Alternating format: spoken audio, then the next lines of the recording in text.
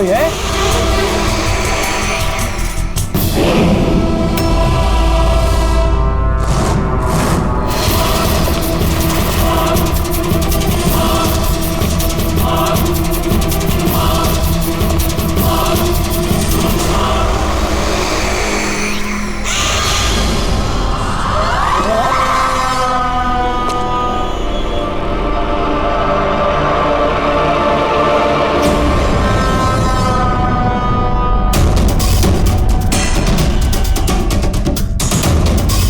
कौन है वहां?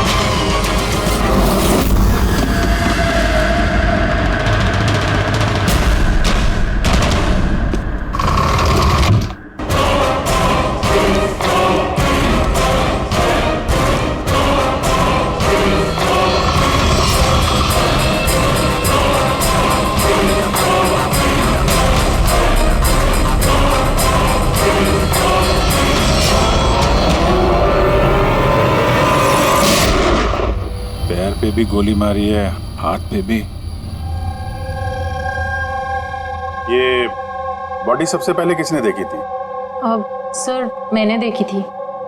आज सुबह जब 9 बजे मैंने ऑफिस खोला तो देखा टोनी सर की लाश पड़ी है। तभी मैंने आपको फोन किया। आप? सर मैं रीटा, टोनी सर की सेक्रेटरी। ये टोनी इस कंपनी के अकेले मालिक थे या आप कोई और भी पार्टनर था? नहीं सर, अकेले ही मालिक थे टोनी सर। तो इनके बाद नेक्स्ट सीनियर ऑफिसर कौन है कंपनी का? Sir Rohit sir. रोहित? जी सर, मैं ही इस कंपनी का सीईओ हूँ। किस चीज़ की कंपनी है? सर हम टॉक्स और सिक्योरिटीज में डील करते हैं।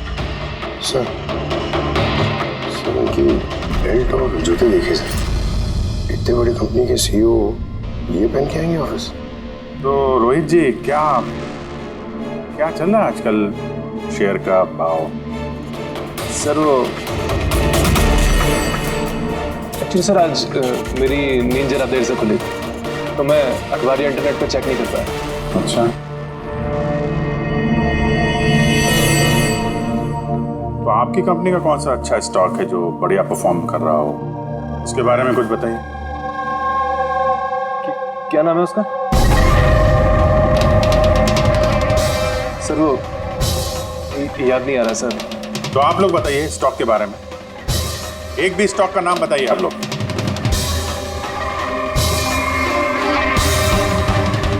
क्या हो क्या रहा है यहाँ पे? सर सच में तो हम में से कोई भी यहाँ पे काम नहीं करता है। काम नहीं करता? क्या मतलब क्या है? मतलब सर हम सब लोग एक्टर्स हैं। मगर ये तो फाइनेंस कंपनी है, इसका फिल्मों से क्या लेना देना? सर फाइनेंस कंपनी तो सिर्फ नाम की है, यहाँ पर सर कोई काम नहीं करता। हम एक्टर को सिर्फ इसलिए रखा है ताकि हम यहाँ काम करने की एक्टिंग कर सकें। एक्चुअली सर टोनी सर से मिलने दिन में बहुत सारे क्लाइंट्स आते थे। हमारा काम बस इतना होता था कि उन्हें दिखाना कि ऑफिस में बहुत काम हो रहा है। ये टोनी क्या काम करता था? किस चीज़ की मीटिंग होती थी यहाँ पे? सर उनकी जो भी मीटिंग्स होती थी वो उनके केबिन के अंदर होती थी। अब वो क्लाइंट्स के साथ क्या बातें करते थे वो हम में से किसी को नहीं पता सर। और कब से चल रहा है ये सब? सर पिछले 2 हफ्ते से। कमाल है, एक नकली कंपनी जहाँ पे नकली काम होता था उसके मालिक का खून हो जाता है। समझना पड़ेगा एग्जैक्टली यहाँ पे हुआ क्या था। तो यहाँ पे टोनी को पहली गोली लगी। अगर उसे गोली यहाँ लगी तो हाँ, उसे भाग जाना चाहिए था, वो तो एग्जिट है, वो वापस ऑफिस के अंदर क्यों गया? शायद खूनी इस तरफ होगा, बचने के लिए इधर भागा होगा। ये हैंडल पे भी खून है, वहां से अंदर आया फिर वहां पे लेके गया उसको जहां पे खून हुआ। ब्लड ट्रेल इधर भी है। सर ये यहाँ देखिए, इतना सारा खून। लगता है यहाँ पे छुप के बैठा होगा बचने के लिए। खूनी आया, उसके बाद उसको वहां ले गया जहां पे उसकी मौत हो गई। सर वो पानी का बॉटल, सर पानी लग रहा है सर। है तो पानी, बॉटल में खून। बॉटल हाथ में थी या उससे मारा?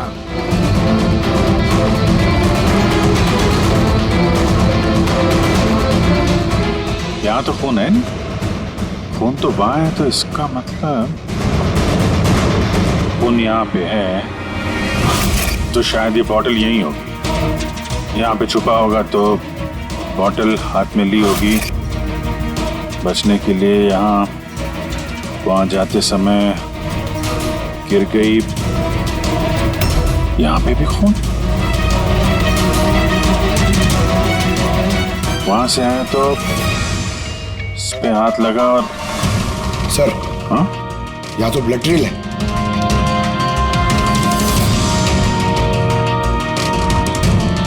यहाँ पे क्या कर रहा था?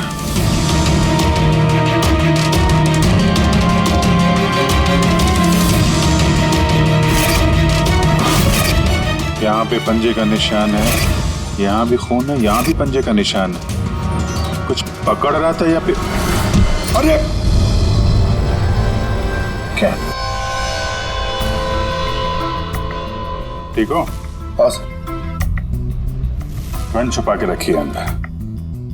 शायद इसी को ढूंढने आया होगा, लेकिन इसके पहले गन तक पहुंचता खूनी पहुंच गया इसके। मगर सर ये ऑफिस में उसने गन क्यों छुपा के रखी? ऑब्वियसली उसकी जान को खतरा होगा। इतना गड़बड़ घोटाला करके रखा हुआ था यहाँ पे, एक्टर्स लोगों को हायर करके रखा था। पता नहीं कितने दुश्मन होंगे इसके। ये डायरी भी।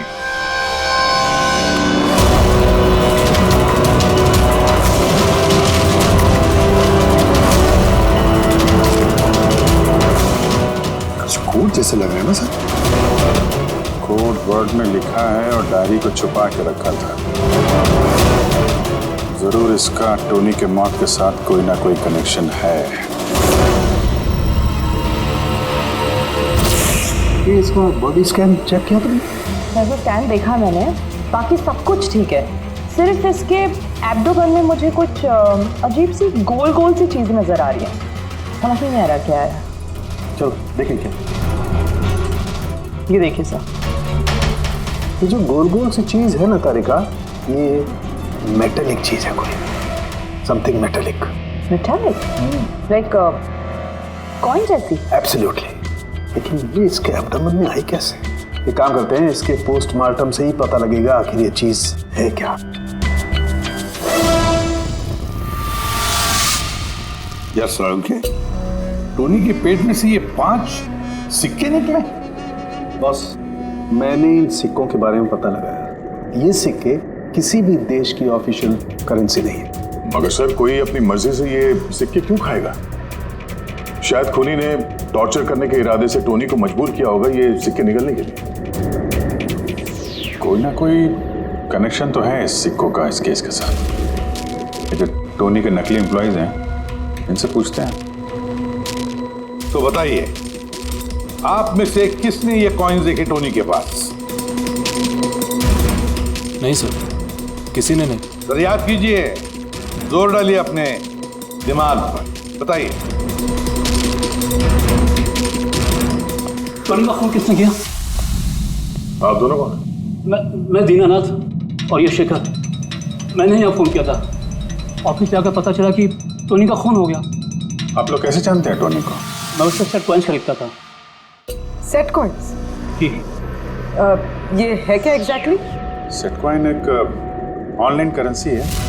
इसका व्यापार ऑनलाइन यानी इंटरनेट पे होता है। जैसे गोल्ड में और शेयर मार्केट में लोग इन्वेस्ट करते हैं, वैसे इसमें भी करते हैं। बस अंतर यह है कि ये फिजिकल फॉर्म में नहीं होता, गोल्ड कॉइन की तरह, है ना? नहीं सर, होता है ना, जैसे गोल्ड कॉइन होता है ना, वैसे ये कॉइन भी बाजार में मिलता है। टोनी उन चुनिंदा लोगों में से था जो इनका व्यापार करता था।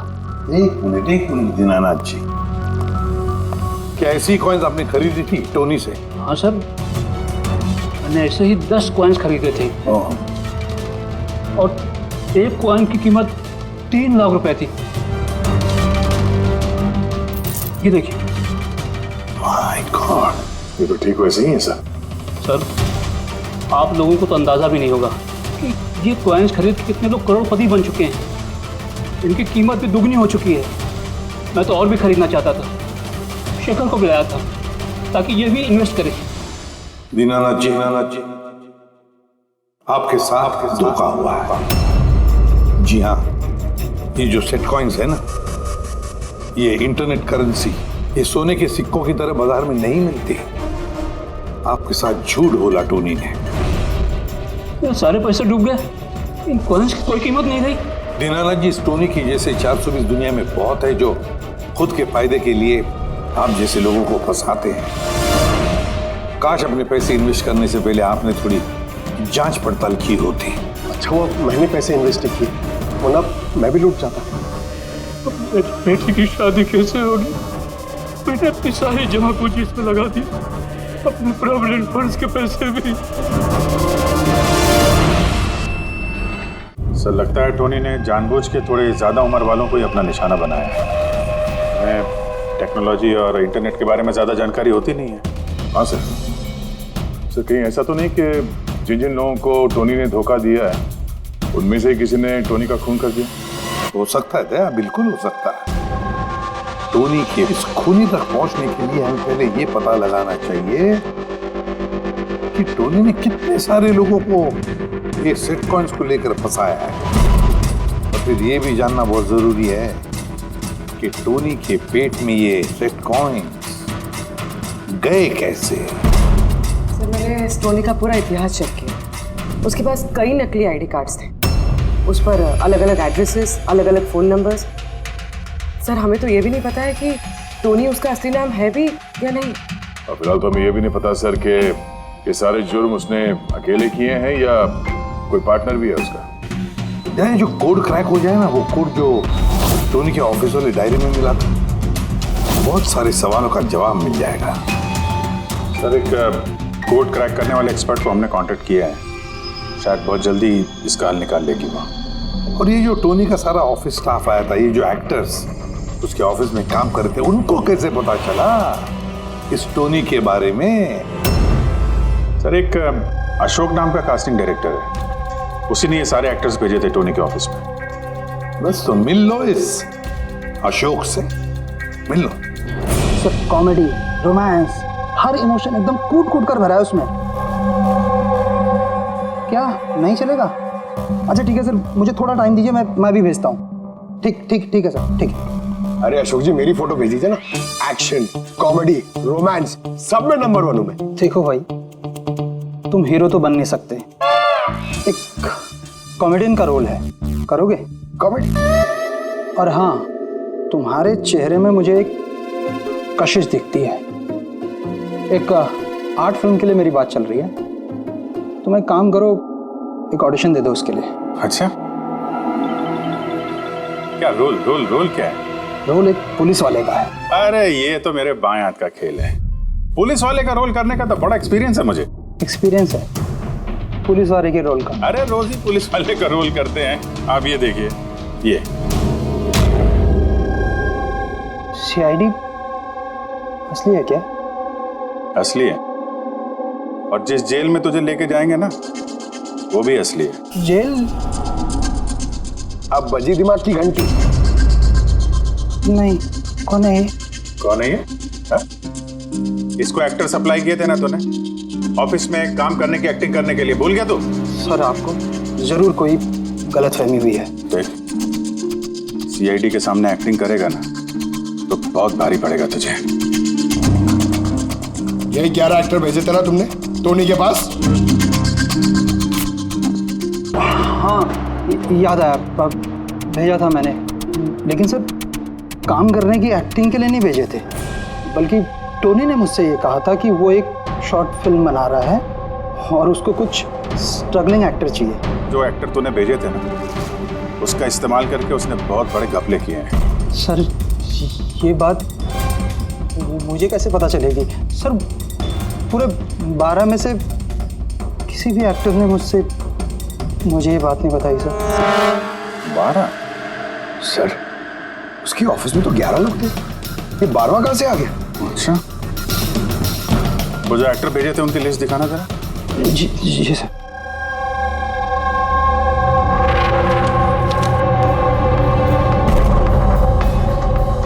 ये नया नाम है, ईशा कुमार।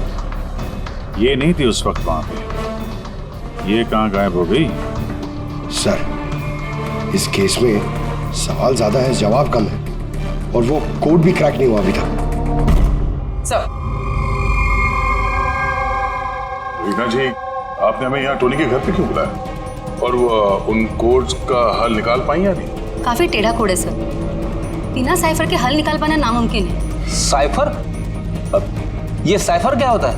साइफर कोई ऐसी किताब या डायरी होती है जिनके अंदर इन खुफिया कोड्स का राज छुपा होता है। फ्रेडी, जैसे अंडरवर्ल्ड की दुनिया में ये चीजों के नाम को कोड्स में इस्तेमाल करते हैं, जैसे गन है उसे घोड़ा कहते हैं, और कौवा मतलब मोबाइल, तो ये सारे कोड्स एक साइफर में होते हैं। अगर ये साइफर मिल जाए तो सारे सवालों के जवाब मिल जाएंगे। सर मुझे लगता है कि टोनी इस साइफर को ऐसी जगह रखता होगा जहाँ से उसे वो आसानी से देख सकता हो या पढ़ सकता हो। लेकिन सर उसका ऑफिस तो अच्छी तरह से चेक किया था, वहाँ पर तो कुछ भी नहीं मिला। तो हो सकता है टोनी के घर पे मिल जाए। ये देखिए सर, बड़ा अजीब सा निशान इस पेपर पर, शायद ये निशान इस कोड का कोई अहम हिस्सा है। तो इस निशान का राज यहीं कहीं होना चाहिए। घर का एक कोना चेक करते हैं।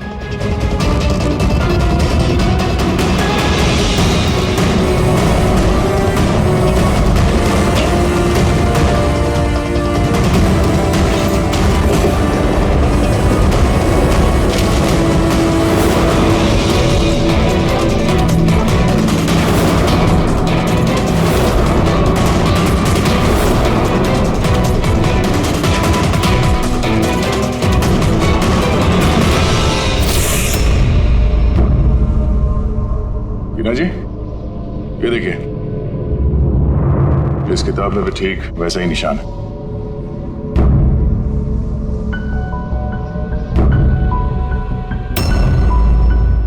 सर यही तो साइफर है। ये देखिए, इस पेज पर सिर्फ 7 सेंटेंसेस हैं और इसके हर सेंटेंस के फर्स्ट वर्ड को हम हाईलाइट करके देखते हैं।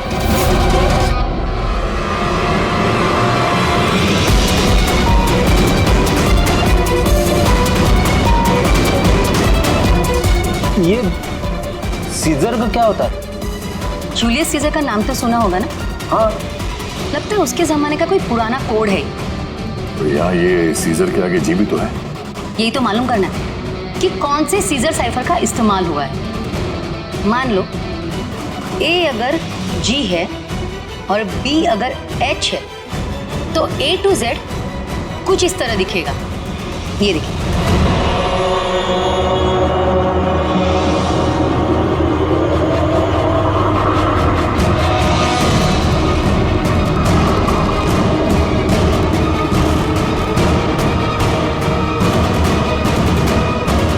ये हो गया।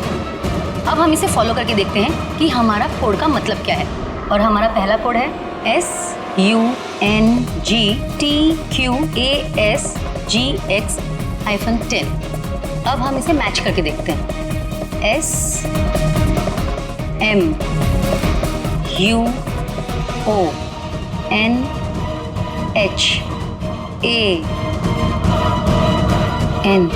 मोहन?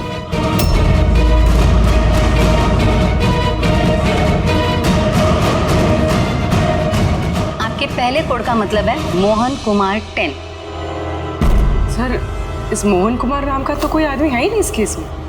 अगर है ना तो ढूंढना पड़ेगा। ये बाकी के सारे जो कोड हैं उनको भी डिकोड करते हैं। प्लीज़ कुणाल, तुम समझने की कोशिश करो। मैं पंकज से बहुत प्यार करती हूँ। प्लीज़ तुम मेरे और पंकज के बीच कभी मत आना। सच? तुम मुझसे इतना प्यार करती हो? Cut cut cut. कौन हो आप लोग? बीच में आगे पूरा शॉट खराब कर दिए। एक मिनट, आप लोग शॉट बाद में लीजिएगा, हमें ईशा जी से कुछ बात करनी है। CID मुझसे? प्लीज चलिए आप लोग प्लीज। ये फोटोग्राफ देखिए।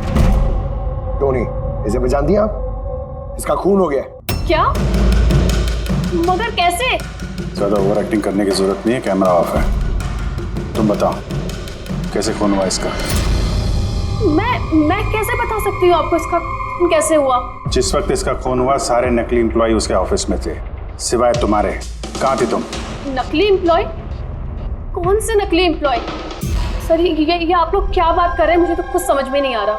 टोनी ने तुम लोगों को हायर किया था ना उसके ऑफिस में क्लर्क की एक्टिंग करने के लिए। उसने तो मुझे अपनी मंगेतर का रोल प्ले करने के लिए पैसे दिए थे, वो भी बस एक दिन के लिए। मंगेतर का?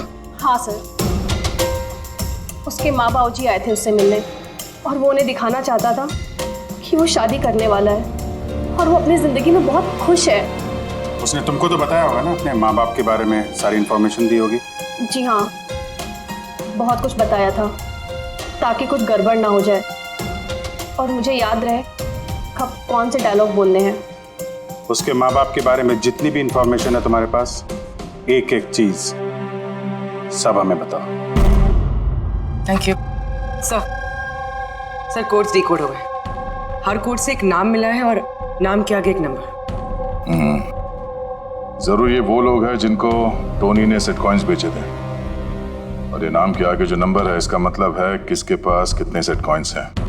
जैसे ये मोहन ने ये 10 सेट कॉइन्स खरीदे थे, चिराग 6, विजय कुमार 8, एक्सेट्रा एक्सेट्रा। मतलब खूनी इनमें से ही कोई एक है? लगता तो ऐसे ही है। इन सारे बारातियों को ब्यूरो में बुलाओ सेट कॉइन्स के साथ। सर मैंने टोनी को नहीं मारा, आपने मुझे बताया तब तो मुझे पता चला कि टोनी का मर्डर हो गया। कल रात तुम कहाँ थे? कल रात मेरे सर में दर्द था तो मैं कल रात 10 बजे ही सो गया था सर। अच्छा, और कौन है आपके घर में?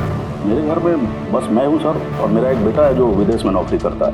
मैंने तो अपने रिटायरमेंट फंड के 15 लाख लगाए थे इसमें। अब मुझे ये समझ में नहीं आ रहा है कि मुझे कैसे वापस मिलेंगे। गन रखते हो ना तुम? सर मेरी गहनों की दुकान है, सिक्योरिटी एंड प्रोटेक्शन के लिए मुझे अपने पास गन रखनी पड़ती है सर। सर सब कुछ तो आपको बता चुका हूँ, अब मैं आपको और क्या बताऊँ? जब तक खूनी पकड़ा नहीं जाता हम तो सवाल पूछेंगे। इस डायरी में उन लोगों के नाम लिखे हुए हैं जिन्होंने उससे वो कॉइन्स खरीदी थी, सेट कॉइन। उन लोगों के नाम और जितने भी कॉइन्स खरीदे थे वो सब पूरा का पूरा रिकॉर्ड इसमें है। और इसमें जो जानकारी है उससे हम ये पता लगाएंगे कि आखिर आप लोगों में से वो खूनी कौन है। किसने कितने कॉइन खरीदे, इससे ये कैसे पता चलेगा खूनी कौन है? आसान है। खूनी ने अपने कुछ सिक्के गुस्से में आकर टोनी को निगलवा दिए। अब इस बही खाते के हिसाब से जिसके पास भी कम सिक्के निकलेंगे वही हमारा खूनी है। चलिए आप सब लोग अपने अपने सेट कॉइन्स के सिक्के गिनती करवाइए।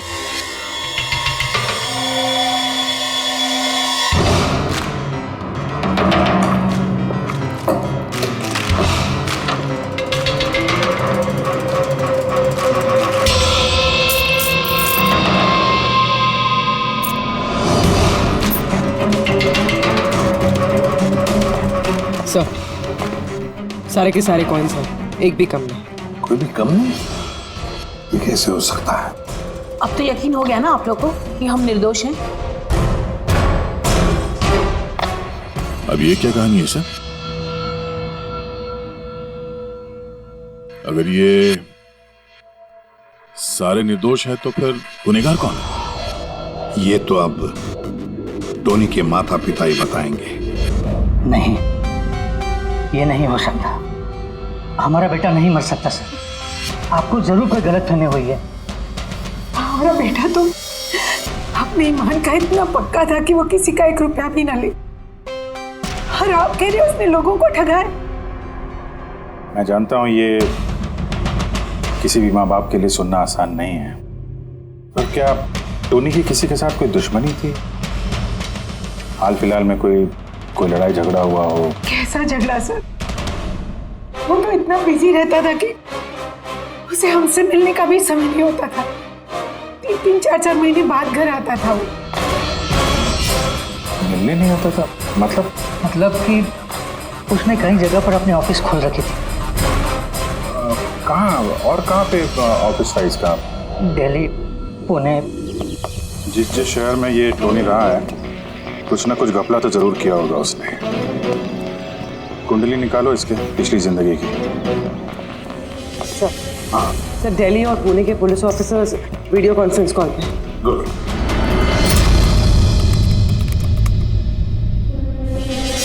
सर, इस स्केच को देखिए सर, टोनी से इसकी शक्ल मिलती है। इस आदमी के खिलाफ 2 साल पहले यहाँ दिल्ली में FIR दर्ज हुई थी। कई लोगों के साथ में चिट फंड में इसने घोटाला किया था, लेकिन सर इसका नाम टोनी नहीं बल्कि अमर है। सर यहाँ पर उसका नाम प्रशांत था। पिरामिड स्कीम के नाम पर उसने लोगों को बड़े बड़े सपने दिखाए और कई लोगों के पैसे खा गए। बहुत लोगों ने उसके खिलाफ कंप्लेंट भी दर्ज की।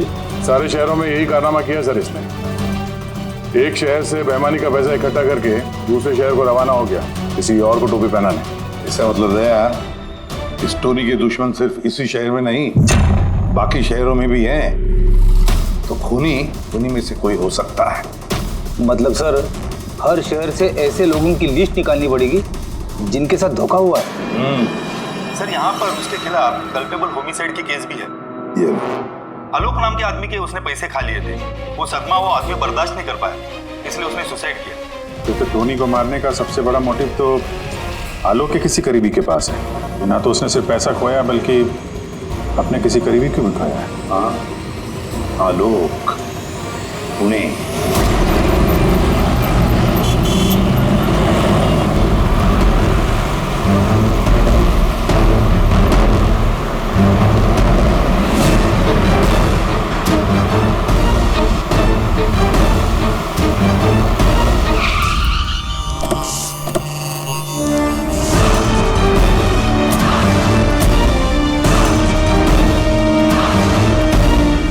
लगता है आलोक की बीवी सरिता घर पे नहीं है सर। हाँ गया, आज सुबह से नहीं है। आज का पेपर और दूध। पंकज सर, जाके जरा पड़ोसियों से पूछताछ करो। Excuse me. जी, मैं ऑफिसर पंकज हूँ, CID मुंबई से। हेलो सर, मैं पूनम। हेलो, ये सरिता यहाँ रहती हैं? ये हाँ, कहीं हाँ। गई हुई है बाहर, आपको पता है? वो तो नहीं पता। क्यों, कोई प्रॉब्लम हो गई है? इनके घर की कोई एक्स्ट्रा चाबी होगी आपके पास? सर, हाँ, ये पूनम जी हैं, सरिता की नेबर।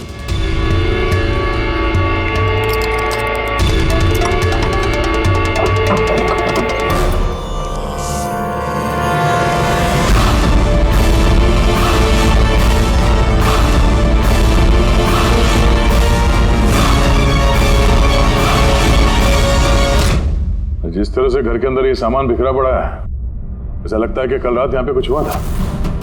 हुआ तो था जरूर दया, कुछ न कुछ तो हुआ था। ये देखो, खून के निशान। ऐसे लग रहा है जैसे किसी को घसीट के यहाँ से ले जाया गया। सर, कहीं किसी ने सरिता का किडनैप तो नहीं कर लिया? पूनम, हाँ सर। सरिता को आखिरी बार कब देखा था तुमने? सर, रात के 2 बजे जब मैं नाइट शिफ्ट से घर वापस आई। उस वक्त शायद सरिता जाग ही रही थी क्योंकि यहाँ पे टीवी चल रहा था। उसके घर के आसपास किसी को देखा, कोई आया हो उनसे मिलने के लिए? कुछ और तो नहीं, पर हाँ, एक वाइट कलर की वैन थी जो घर के बाहर खड़ी थी, पर सुबह वो वहाँ नहीं थी। तो उस वैन को पहले भी कभी देखा था यहाँ आसपास? नहीं, कभी नहीं। अच्छा, उसका नंबर याद है, नोट किया था? नंबर तो नहीं नोट किया, मैंने ध्यान नहीं दिया। अच्छा, तुमने कुछ शोर शराबा या झगड़ा वगैरह सुना उस वक्त? हाँ, आवाज़ें तो आ रही थी ज़ोर ज़ोर से, पर मुझे लगा कि शायद सरिता जाग रही है, टीवी देख रही है, तो मैंने उतना ध्यान नहीं दिया। अच्छा पूनम, ये जो तुमने लड़ाई झगड़े की आवाज़ें सुनी, कितने बजे थे? यही करीब 3 बज रहे होंगे। 3 बजे? तो सरिता का किडनैपिंग 3 बजे हुआ था। तो डेफिनेटली ये सरिता का किडनैपिंग और टोनी का मर्डर, इन दोनों का आपस में कोई ना कोई कनेक्शन है सर।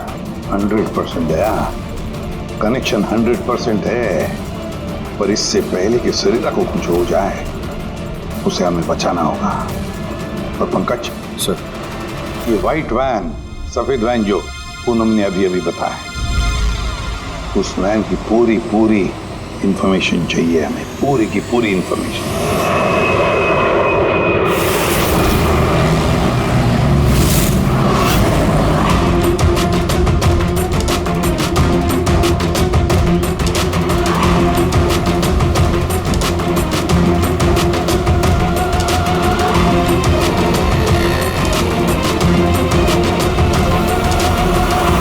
सर, यही रास्ते से वो व्हाइट वैन क्रॉस हुई थी। ये रास्ता तो आगे हाईवे नंबर 15 से जाके मिलता। कहीं ऐसा तो नहीं कि किडनैपर्स इस सरिता को शहर से बाहर ले गए? सर नहीं सर, क्योंकि वो आगे जो टोल नाका है उसमें गाड़ी क्रॉस नहीं हुई। तो फिर जरूर किडनैपर्स ने सरिता को टोल नाका और सिग्नल के बीच में कहीं छुपा के रखा। तो सर, इस सिग्नल और टोल के बीच में कोई तो रास्ता होगा जो अंदर जाता है, और शायद किडनैपर्स का अड्डा वहीं कहीं आसपास होगा। हाँ, चलो देखते हैं कोई रास्ता है क्या।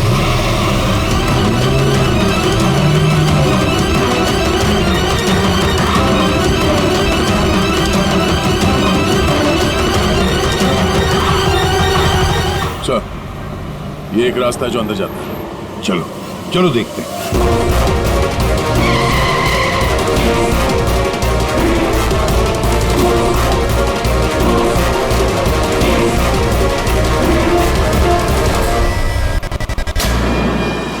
सर, वो पीछे।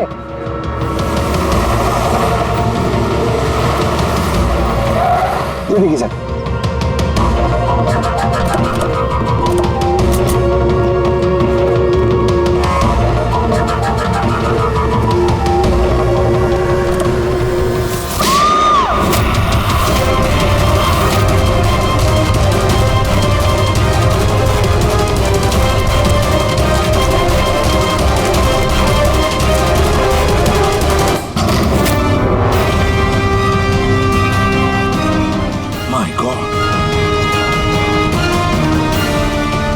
सरिता?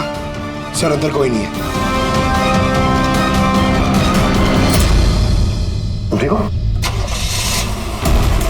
सर लगता है खूनी गाड़ी लेके बाहर। मैं देखता हूँ सर।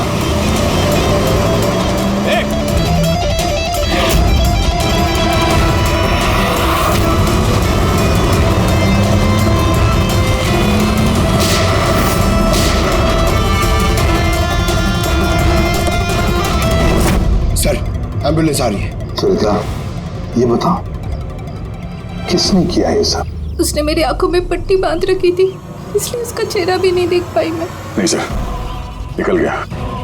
गाड़ी का टायर पंचर करके गया वो। सरिता बताओ, क्यों किया होगा ये सब उसने? सर उसको मेरे पति आलोक का फाइनेंशियल रिकॉर्ड चाहिए था, पता नहीं क्यों।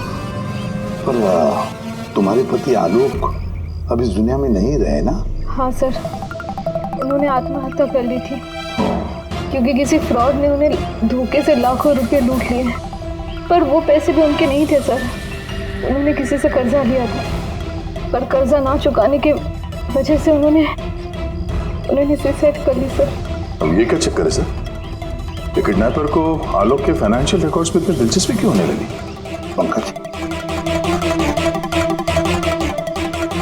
यार इस किडनैपर को दिलचस्पी इसलिए कि मुझे तो लगता है कि ये किडनैपर, ये खूनी भी वही है जिसने आलोक को पैसे दिए थे और जैसे उसे पता चला कि आलोक इस दुनिया में नहीं रहा तो प्रॉब्लम आया, पैसे वसूल किससे करे। उसे पता चला कि आलोक का सारा पैसा टोनी के पास है, तो उसने टोनी को खत्म कर दिया और फिर खुद पर इल्जाम ना आए सारे सबूत मिटाने के लिए उसने सरिता को फोन किया और उसे पूछा कि आलोक का सारा फाइनेंशियल रिकॉर्ड कहां पर है। कौन हो सकता है ये? सरिता सर, एक काम कर सकती हो? हाँ सर। आलोक की फाइनेंशियल रिकॉर्ड्स हमें दे सकती हो? माय गॉड, यार ये मुजरिम जो भी कोई है हमसे पहले यहाँ पहुंच गया और देखो लगता है सारे सबूत जलाकर राख करने की कोशिश की है उसने। बस सर उस कंप्यूटर के साथ कुछ करना दिया हो जिसमें आलोक के फाइनेंशियल रिकॉर्ड्स हैं। तो देखो जरा कोई कंप्यूटर या लैपटॉप वगैरह मिलता है क्या? सर, हाँ लैपटॉप मिल गया। वंडरफुल। सर, आलोक फाइनेंशियल फाइल। गुड। अब इसकी फाइल ओपन करने की कोशिश करो, जरूर उसमें उसके कर्जदारों की लिस्ट मिलेगी हमें। खुल गया सर। इससे तो कई सारे लोगों से कर्जा लिया है सर, और सबसे ज्यादा कर्जा दिया है शेखर ने। शेखर? कहीं वही शेखर तो नहीं जो दीनानाथ के साथ हमसे मिलने आया था? मैं दीनानाथ, ये शेखर। हाँ सर वही है। तो दया, इस शेखर का पिंजरे में जाने का वक्त आ गया। वो सफेद वैन तो मिल गई सर, पर शेखर का अभी तक कुछ पता नहीं चल पाया। सर, शेखर भले ही खून करके भाग गया हो लेकिन ज्यादा दूर नहीं जा पाएगा। फिर भी कुछ ना कुछ तो गड़बड़ जरूर है इस केस में, पता नहीं क्यों लेकिन सही नहीं लग रहा है मुझे। क्या हुआ सर, आपको कुछ और लग रहा है क्या? अब जिस तरह सोचो, ये सरिता का किडनैप होना, उसके बाद में हमें बड़े आसानी से वो सफेद वैन मिलना लावारिस पड़ी हुई, उसके बाद में आलोक की फाइनेंशियल रिकॉर्ड जिसमें शेखर का भी नाम है वो भी बड़े आसानी से मिले हमें। हाँ सर, वो फाइनेंशियल रिकॉर्ड लैपटॉप के डेस्कटॉप पे था। यही तो मैं कह रहा हूँ दया, गड़बड़ है। हालांकि ये ऐसे फाइनेंशियल रिकॉर्ड्स अलग से फोल्डर में होने चाहिए, पासवर्ड प्रोटेक्टेड होने चाहिए ना। सर, लेकिन अगर हमें वो सुराग मिल रहे तो ये तो अच्छी बात है ना। नहीं पंकज, हमें सुराग मिल नहीं रहे हैं, सुराग हमें दिए जा रहे हैं एक के बाद एक, एक के बाद एक। इसीलिए तो मैं कह रहा हूँ ना, गड़बड़ है, कुछ ना कुछ तो गड़बड़ जरूर है। हमें गुमराह करने की कोशिश हो रही है।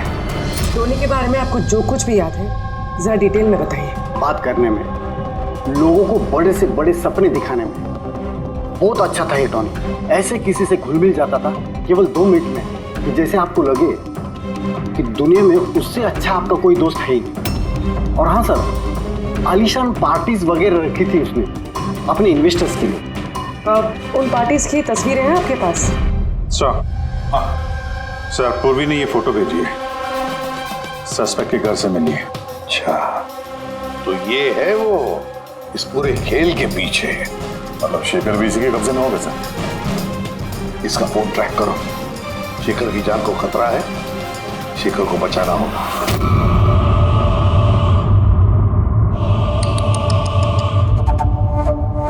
अब तो तुम्हें भगवान भी नहीं बचा सकता शेखर। सीआईडी को सारे सबूत तुम्हारे खिलाफ मिले हैं। अब तो ये ट्रिगर दबाकर तुझे बस मार डालूंगी और उन सबको लगेगा कि तू देश छोड़ के भाग गया। नहीं, ऐसा मत करो प्लीज, मत मारो मुझे। मैं वाकई देश छोड़ के चले जाऊंगा।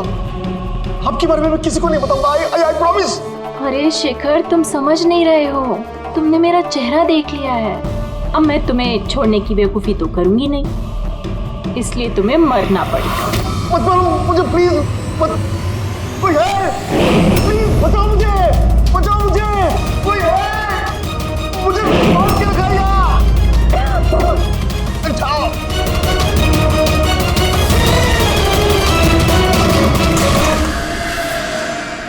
उठ, उठ।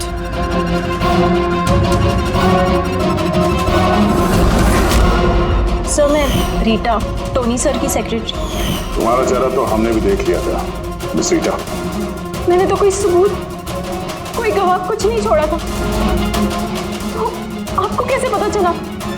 इस फोटो के जरिए तुमने हमसे कहा था कि तुम टोनी को पिछले 2 हफ्ते से जानती हो, तो फिर 2 साल पुराने इस फोटो में तुम क्या कर रही हो? ये बहुत कुछ कह गया। अब बताओ, तुमने अपने बॉस टोनी को क्यों मारा?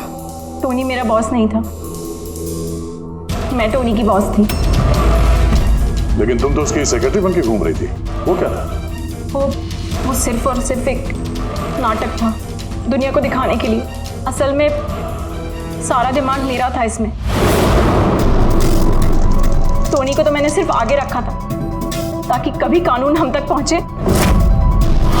तो टोनी पकड़ा जाए। तो फिर टोनी का फोन करके अपने पैर पे कुल्हाड़ी क्यों मार ली? क्योंकि जब चींटी के पर निकल आते हैं तो उसके पंख काटने पड़ते हैं, और टोनी बहुत ही ज्यादा हवा में उड़ने लगा था, बहुत ही लापरवाह और ओवर कॉन्फिडेंट हो गया था। उसने दीनानाथ के साथ सेल्फी खींच के सोशल मीडिया पे डाल दी वो फोटो। तो तुम्हें डर लगा कि अगर वो फोटो सोशल मीडिया में चला गया तो जिन जिन शहरों में उसने 420 की है वहां कोई ना कोई उसे पहचान लेगा। हाँ। और उसके पेट में जो सिक्के थे वो सिक्के मैंने ही उसे निकलवाए थे ताकि आप लोगों को लगे कि खून किसी ऐसे आदमी ने किया है जिसके साथ टोनी ने बेईमानी की है। और इसलिए तुमने सारे सबूत शेखर के खिलाफ कर दिए ताकि हम उसे अपराधी समझें। न जाने कितनी जिंदगियों के साथ खेला है तुमने। देश भर में न सिर्फ लोगों के पैसे चुराए बल्कि उनकी खुशियां, सपने सब छीन लिए। कड़ी से कड़ी सजा मिलेगी तुम्हें इस जुर्म के लिए।